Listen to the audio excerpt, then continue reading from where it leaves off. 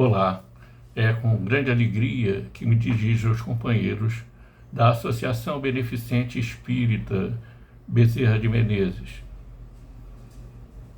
Antes de iniciarmos as nossas reflexões, faremos a leitura da página e a prece. O livro escolhido tem o título de Pão Nosso, psicografado pelo Chico Xavier, de autoria de Emmanuel. Abrimos aqui na mensagem de número 70, intitulada Elogios. E ela se baseia na seguinte passagem: Mas ele disse, antes, bem-aventurados os que ouvem a palavra de Deus e aguardam. Palavras registradas por Lucas, do capítulo 11, versículo 28 do Evangelho. Diz Emmanuel: Dirigira-se Jesus à multidão com o enorme poder do seu amor, conquistando geral atenção. Mal terminar as observações amorosas e sábias, eis que uma senhora se levanta no seio da turba e, magnetizada pela sua expressão de espiritualidade sublime, reporta-se em alta voz as bem-aventuranças que deviam caber a Maria, por haver contribuído na vinda do Salvador à face da terra. Mas, prestamente, na perfeita compreensão das consequências infelizes que poderiam advir da atitude impensada, responde o Mestre que, antes de tudo, serão bem-aventurados os que ouvem a revelação de Deus e lhe praticam os ensinamentos, observando-lhes os princípios. A passagem constitui esclarecimento vivo para que não se amorteça entre os discípulos sinceros a campanha contra o elogio pessoal, veneno das obras mais santas a sufocar-lhes propósitos e esperanças. Se admiras algum companheiro que se categoriza a teus olhos por trabalhador fiel do bem, não o perturbes com palavras, das quais o mundo tem abusado muitas vezes, construindo frases superficiais no perigoso festim da lisonja. Ajuda-o com boa vontade e entendimento na execução do ministério que lhe compete, sem te esqueceres de que, acima de todas as bem-aventuranças, brilham os divinos dons daqueles que ouvem a palavra do Senhor, colocando-a em prática. Então, meus queridos amigos, nesse momento, nós elevamos o pensamento aos amigos espirituais, a Jesus, o Divino Mestre, a fim de dizer: Senhor, obrigado pela possibilidade de lutar diariamente nos desafios a que somos chamados, porque sabemos que a nossa passagem pela Terra deve ser marcada pelo crescimento, pelo desenvolvimento das nossas potencialidades, pelo esforço no caminho do bem, pela superação dos nossos conflitos íntimos. Obrigado pela assistência amorosa através dos amigos espirituais, que muitas vezes nos sustentam em diversas situações. Abençoa-nos, Senhor, e envolve-nos a todos na Tua paz infinita. E auxilia-nos para que possamos bem compreender a mensagem divina, mas, sobretudo, bem executá-la. E dessa forma, Senhor, nós te pedimos permissão para dar por iniciadas as nossas reflexões de hoje. Graças a Deus. Então, meus amigos, o tema de hoje é o céu. É um tema interessantíssimo, porque nós vamos encontrar um texto maravilhoso logo no início, na primeira parte de O Céu e o Inferno, que descreve exatamente como os antigos entendiam o céu. A palavra céu vem do grego koilos, que traduzida para o latim ficou coelon, que significa o que é côncavo. Ora, para que nós tenhamos uma ideia do que é côncavo, basta imaginar um prato emborcado. Isso é uma concavidade. Então, os antigos acreditavam que haviam céus superpostos, uns sobre os outros e transparentes, e que esses céus, que eram materiais, eles eram sustentados pelas pontas das montanhas. Então eles acreditavam num céu material. Daí a ideia de Ptolomeu, que dizia que havia 11 céus. Para os muçulmanos havia 7 céus. E depois, para os cristãos, havia 3 céus. Então, o último céu dos muçulmanos era o Nirvana, o lugar da felicidade absoluta.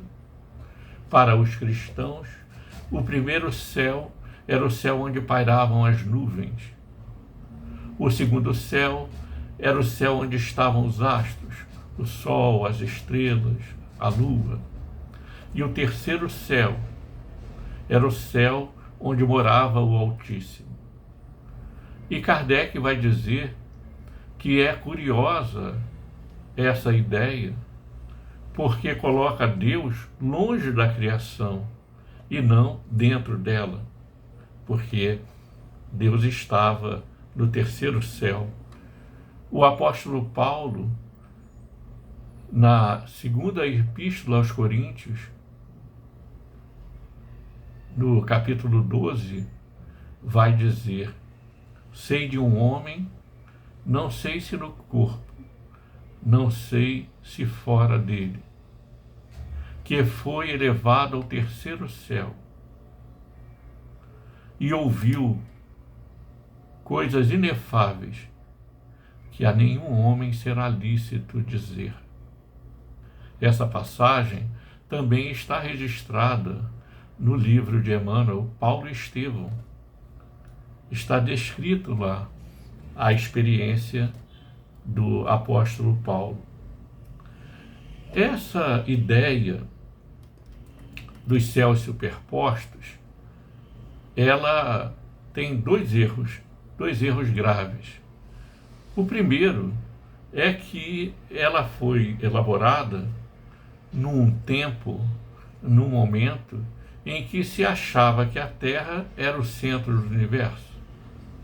Então se achava que tudo girava em torno da Terra, inclusive o Sol. Mais tarde, Nicolau Copérnico, que era um monge beneditino, portanto um religioso, vai demonstrar que a Terra não é o centro do universo. Ela não é nem mesmo o centro do sistema solar. E ela gira num sistema solar. Só isso. Ela é uma em inúmeros, em milhares de astros. Ela não é a maior, nem a mais bonita, nem a mais importante. Mas, naquela época, se acreditava que fosse a Terra o centro do universo. Ora, então esse é o primeiro equívoco. O segundo equívoco é que se considerava limitada a região dos astros. E hoje nós sabemos que não é assim. Nós sabemos que, através do desenvolvimento científico, nós descobrimos outros sistemas solares, até 1920 aproximadamente, se acreditava que existia apenas a Via Láctea. Hoje, a estimativa mais recente, e digo estimativa porque é impossível contar, é de 2 trilhões de galáxias. Então, os planetas se reúnem em torno de uma estrela, isso é um sistema solar. Vários sistemas solares formam a galáxia, e as galáxias formam o universo. Então, só para que a gente tenha uma pálida ideia, a estimativa mais recente aponta para 2 trilhões de galáxias. Só a Via Láctea tem 100 mil anos de extensão, 100 mil anos-luz de extensão, o que significa que se viajássemos à velocidade da luz, que é de 300 mil quilômetros por segundo, levaríamos 100 mil anos para ir de uma ponta a outra. Há estrelas cuja luz ainda não chegou à Terra, tão distantes que se encontram. Então, o universo, ele é infinito, não há como nós nos deslocarmos. E hoje, o objeto mais sofisticado, que é o telescópio James Webb, que está a aproximadamente 1,5 milhão de quilômetros da Terra, ele é capaz de focalizar galáxias que aparecem para nós apenas como pálidos pontos de luz, demonstrando essa grandeza, essa extensão do universo. Então, depois desses 2 erros, depois que a astronomia se desenvolveu, que nós conseguimos verificar que a Terra, como diz Carl Sagan, é um pálido ponto azul, um grão de areia perdido, não é, no oceano estelar. Onde está o céu e o inferno? O inferno é aquilo que é ínfero, que é inferior, que vem de dentro da Terra. Quando a geologia começou a vasculhar o interior, o solo, ela verificou que houve várias épocas geológicas, períodos geológicos, melhor dizendo, de milhões de anos, com diversas características. Então a pergunta cabe também: para onde foi o inferno? Depois que o homem descobriu isso tudo, esses pensamentos teriam que ser reformulados. É justamente o que a doutrina espírita vem fazer. Ela vem trazer o conhecimento do aspecto espiritual do ser humano, dizendo que o homem é um espírito encarnado. O espírito é um ser imortal, não é? É o princípio inteligente do universo, aquele que tem a vontade, que tem a razão, que age com a inteligência, mas que também tem o sentimento. Esse ser é criado simples e ignorante para evoluir até atingir a perfeição relativa. Como uma vida só é insuficiente para que o espírito faça o seu imenso aprendizado, Deus lhe concede a oportunidade de reencarnar tantas vezes quantas sejam necessárias a fim de realizar o seu progresso. O que ele não aprendeu numa reencarnação, aprenderá em outra, e assim sucessivamente, até que possa desenvolver a inteligência, a razão, o intelecto, o conhecimento e a moral, o sentimento, para que se torne realmente um ser iluminado. Para isso ele fará o seu aprendizado dos planetas que servem de morada aos seres. E de acordo com seu grau evolutivo, ele irá passando de planeta a planeta, após inúmeras reencarnações em cada um deles, como o aluno vai passando de série, ano a ano, até concluir o ensino fundamental, depois o ensino médio, depois o ensino superior, depois a pós-graduação e assim por diante. Vejam a beleza da visão que o Espiritismo apresenta. Então, a reencarnação é necessária para que o espírito se desenvolva, para que ele viva novas experiências, para que ele corrija o passado e também desenvolva capacidades novas. Então, é uma ideia equivocada achar que se reencarna para sofrer. O sofrimento é um acidente de percurso, é a consequência de ações equivocadas, que voltarão para nós não como castigo, mas em forma de experiência, de aprendizado. Repetiremos as lições tantas vezes quantas sejam necessárias, até demonstrarmos, por nossas ações e pensamentos, que assimilamos as lições. E aí nós partimos para outras e para outras.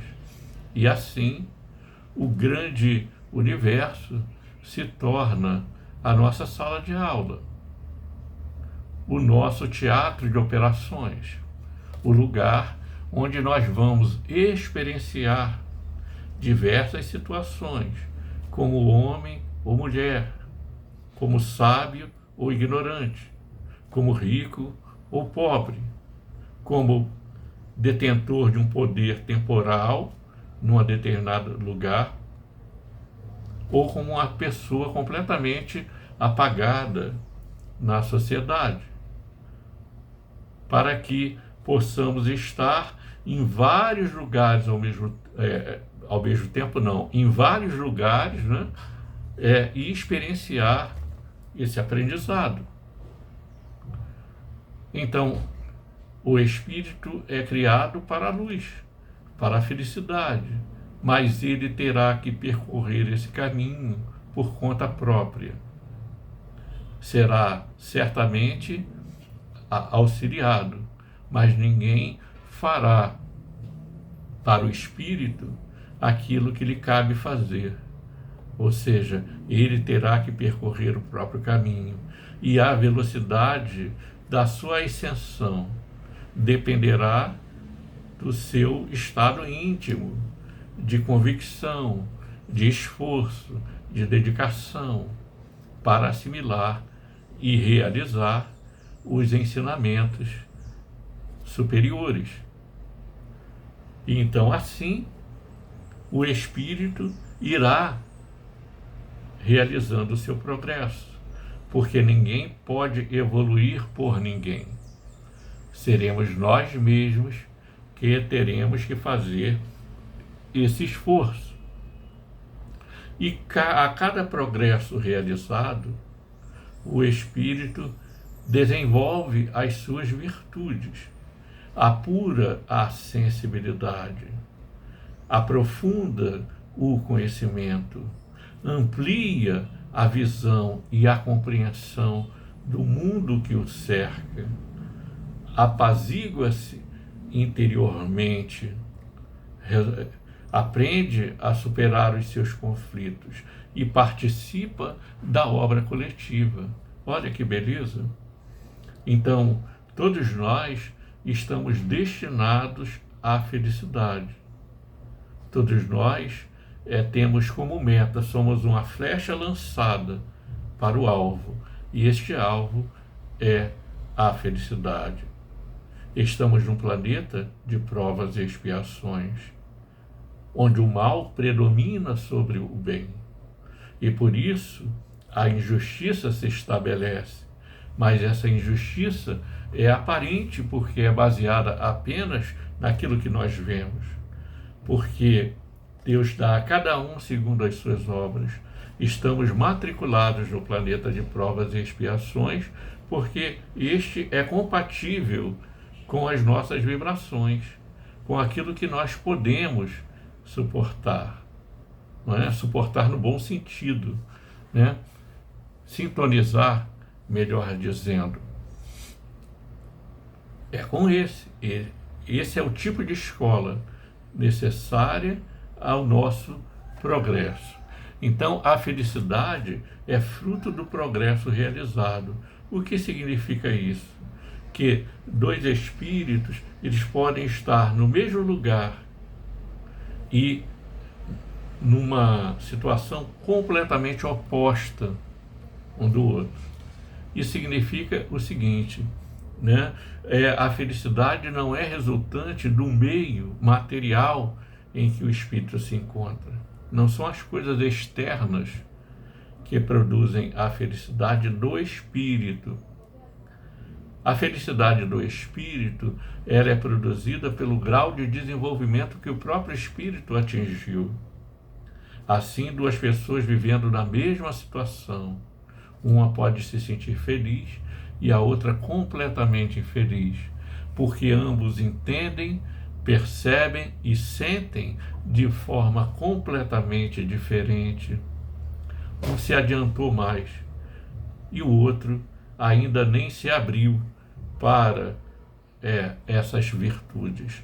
Kardec dá um exemplo muito interessante. Imagine duas pessoas ouvindo uma música. A primeira pessoa estudou música, se dedicou, é praticante. Ela perceberá belezas, ela perceberá detalhes, nuances, que a outra, que nunca estudou, nem desconfiará, porque ela desenvolveu a sensibilidade para a música. Enquanto para o outro, a música mal se difere de um ruído. Isso explica por que duas pessoas se comportam de forma tão diferente diante das mesmas situações. Porque cada uma a interpreta segundo a sensibilidade e a percepção que possuem. Essa é a grande diferença. Não foi à toa que Jesus asseverou que será a cada um segundo as suas obras. Ou seja, nós somos os herdeiros das nossas próprias ações.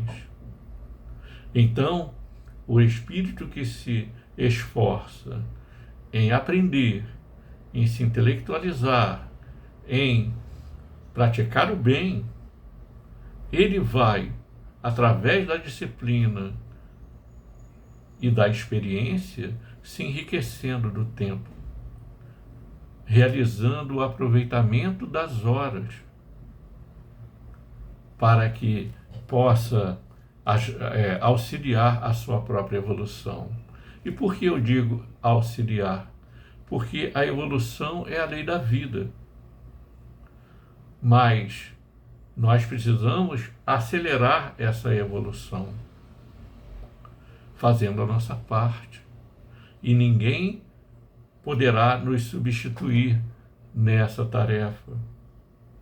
Então, esse espírito, que somos nós, né? Estamos inseridos nesse processo. Kardec diz que o espiritismo toca a questão mais sensível do ser humano, que é a da sua própria felicidade. Afinal, quem não deseja ser feliz? Quem não deseja para si esta realidade da superação dos conflitos íntimos,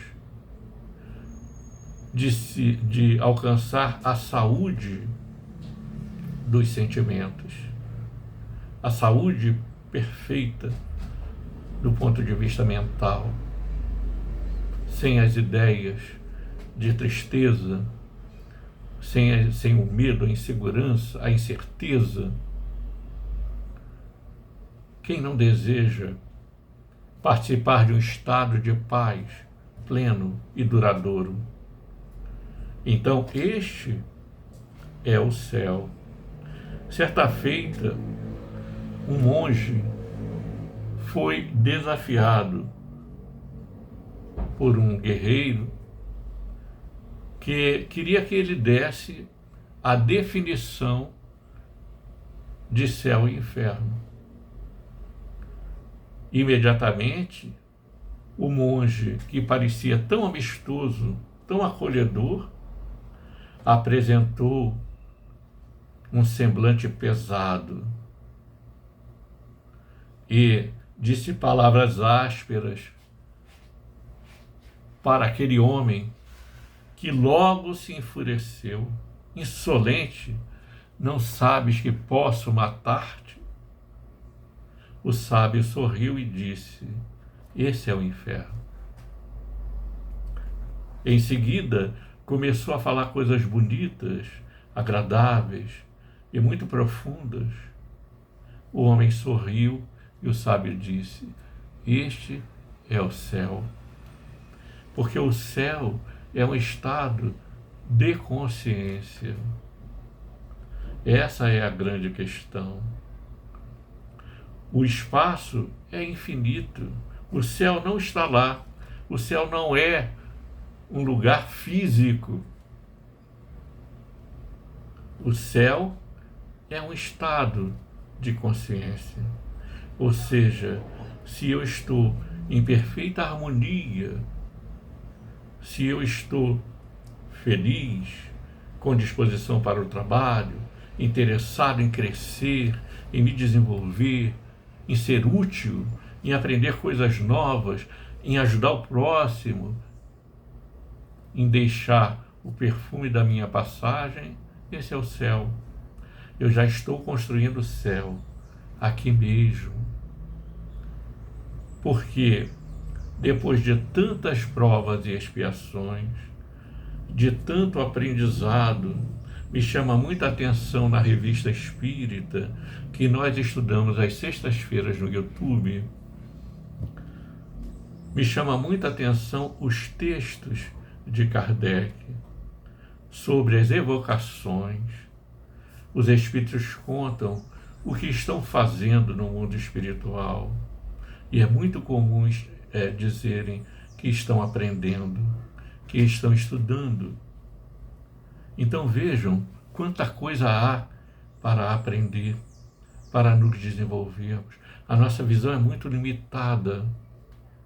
O plano da matéria restringe as nossas capacidades no tempo e no espaço. Mas aprender é para a eternidade.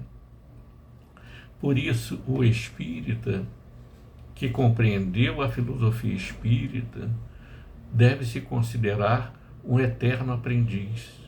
Mas não só um aprendiz do ponto de vista dos livros, dos textos que podem ser lidos, mas um aprendiz da própria vida, porque há situações que nos cercam, nos relacionamentos que entretemos com os nossos semelhantes. Aprendemos também com a experiência alheia. E nós vamos então crescendo, vamos apagando os desequilíbrios para encontrar a paz, para construir, melhor dizendo, porque encontrar dá a ideia de que nós vamos esperar, né? Na verdade, nós temos que construir esse futuro. E Deus nos oferece essa possibilidade. Então o céu é um estado de consciência e todos nós deveremos lutar com muita dedicação para construir esse estado dentro de nós. E aí, onde quer que estivermos, estaremos no céu. E eu vou terminar com um versinho do padre José Silvério Horta, lá no Parnaso do Além Túmulo, que diz assim: Pai nosso que estais nos céus, na luz dos sóis infinitos, Pai de todos os aflitos deste mundo de escarcéu, santificado, Senhor, seja o teu nome sublime, que em todo o universo exprime ternura, concórdia e amor.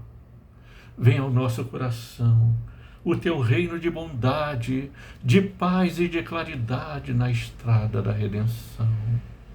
Cumpra-se o teu mandamento, que não vacila nem erra, nos céus como em toda a terra, de luta e de sofrimento. Evita-nos todo o mal, dá-nos o pão do caminho, feito na luz do carinho do pão espiritual.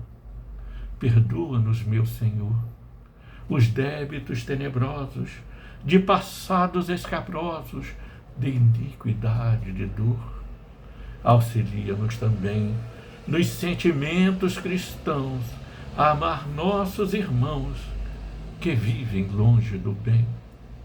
Sob a proteção de Jesus, livra nossa alma do erro sobre este mundo de desterro distante da vossa luz. Que a vossa ideal igreja seja o altar da caridade, onde se faça a vontade do vosso amor, assim seja. Queridos amigos, muito obrigado. Senhor, muito obrigado. Amigos espirituais, muito obrigado.